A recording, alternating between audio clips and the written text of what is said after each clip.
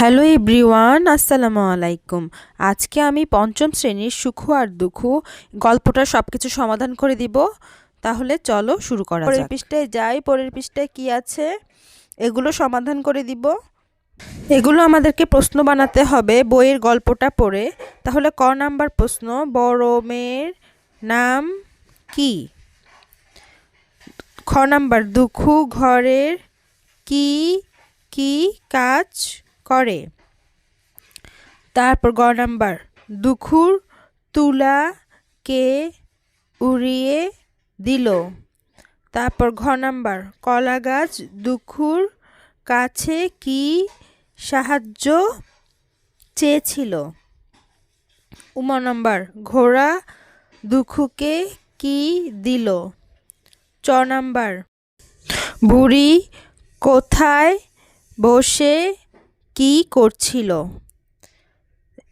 তাহলে এটা হচ্ছে চ নাম্বারের আনসার। এরপরে আসি পরেরগুলোতে। প্রশ্নের উত্তরে যাব আমরা। এরপর আসি প্রশ্নের উত্তরে। ক নাম্বার, বাড়িতে সুখ ও দুঃখ কি কি কাজ করে তা লিখি। বাড়িতে সুখ ও দুঃখ কি কি কাজ করে? উত্তর, বাড়িতে সুখ ও দুঃখ যে যে কাজ করত তা হলো, বড় মেয়ের নাম সুখু আর ছোট মেয়ের নাম দুঃখু। বড় মেয়ে ঘরের কোনো কাজ করে না, শুধু বসে বসে খায়। দুঃখু ঘরের সব কাজ করে, সময় পেলে বাবার জন্য সুতা কেটে দেয়। বাতাসের সঙ্গে যেতে যেতে দুঃখু কাদের কি কি উপকার করলো? খ নাম্বারের প্রশ্নটার আনসার দিই। বাতাসের সঙ্গে যেতে যেতে দুঃখু কাদের কি কি উপকার করলো? উত্তর, কলা গাছের কথা শুনে দুঃখু থামলো, তারপর কলা গাছের গায়ে থাকা লতা পাতা সরিয়ে দিল। ঘোড়ার কথা শুনে দুঃখু দাঁড়ালো, কচি ঘাস কেটে ঘোড়াকে খেতে দিল। তাহলে এটা হচ্ছে খ নাম্বারের আনসার। তারপরে আমরা গ নাম্বারে যাব।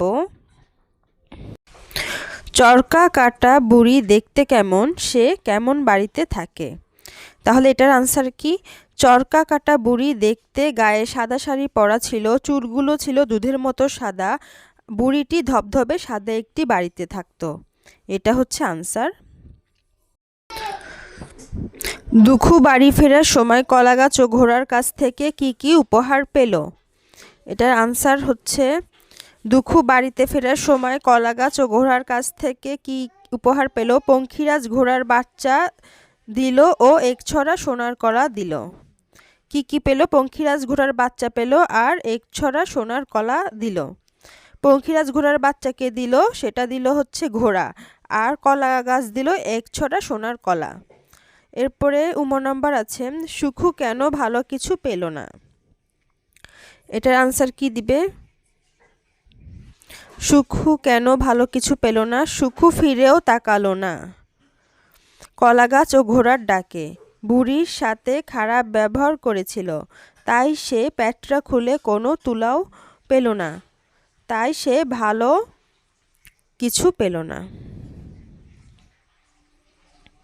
পরে যা দুটি বাক্য জোড়া দিয়ে এক বাক্য বানাই। তাহলে ক নাম্বারে, দুঃখু তুলা রোদে দিয়েছে, তারপর উঠানে বসে আছে। এটা একসাথে লিখব, দুঃখু তুলা রোদে দিয়ে উঠানে বসে আছে, মানে বাক্যটা আমরা ছোট করলাম। তারপর দুঃখু ঘোড়ার কথা শুনলো, তারপর তাকে কচি ঘাস এনে দিল। এটার আনসার হবে, দুঃখু ঘোড়ার কথা শুনে তাকে কচি ঘাস এনে দিল।